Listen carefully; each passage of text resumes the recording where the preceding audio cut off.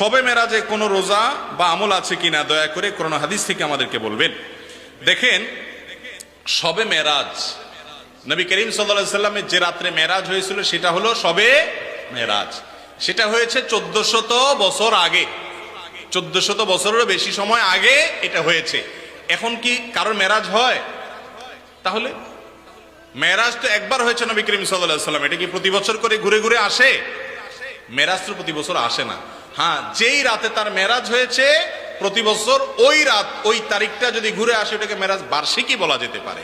যাই হোক, নবী করিম সাল্লাল্লাহু আলাইহি সাল্লামের মেরাজ সম্পর্কে হাফেজ ইবনে হাজার আসকালানী, ইমাম ইবনে তাইমিয়া, ইমাম ইবনুল কাইয়িম রাহিমাহুল্লাহ সহ পৃথিবীর বড় বড় পণ্ডিত আলেম যারা আছেন, যাদের ইলম থেকে উপকৃত হওয়া ছাড়া কোনো উপায় নাই এমন অবস্থা, সেই সমস্ত মুহাদ্দিস এবং উলামাদের বক্তব্য হলো নবী করিম সাল্লাল্লাহু আলাইহি সাল্লামের মেরাজ হয়েছে এটা সত্য নয় বরং মহাসত্য, কিন্তু কোন মাসে হয়েছে, কোন তারিখে হয়েছে, এই বিষয়ে নবী করিম সাল্লাল্লাহু আলাইহি সাল্লামের কোন হাদিস থেকে পরিষ্কারভাবে স্পষ্টভাবে বিশুদ্ধ কোন বর্ণনা দ্বারা কোনোভাবে প্রমাণিত না।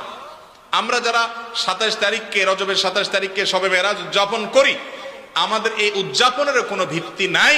আমার কথা না, ইবনে হাজার আসকালানী রাহিমাহুল্লাহ বলেছেন যে অনেকে এটা করে, এর কোনো ভিত্তি, গ্রহণযোগ্য কোনো ভিত্তি নেই।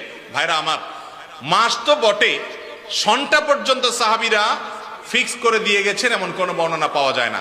অনেকে বলেছেন রমজান মাসে মেরাজ হয়েছে, অনেকে বলেছেন রজব মাসে হয়েছে, অনেকে বলেন জিলকদ মাসে হয়েছে, অনেকে বলেছেন রবিউল আউয়াল মাসে হয়েছে। এই সবগুলোর ব্যাপারে মুআররিখিন এবং ইতিহাসবিদদের, মুহাদ্দিসদের মন্তব্য আছে। বিধায় 27 রজব মেরাজ হয়েছে এই মর্মে কোনো বিশুদ্ধ বর্ণনা নাই। এটা হলো প্রথম কথা।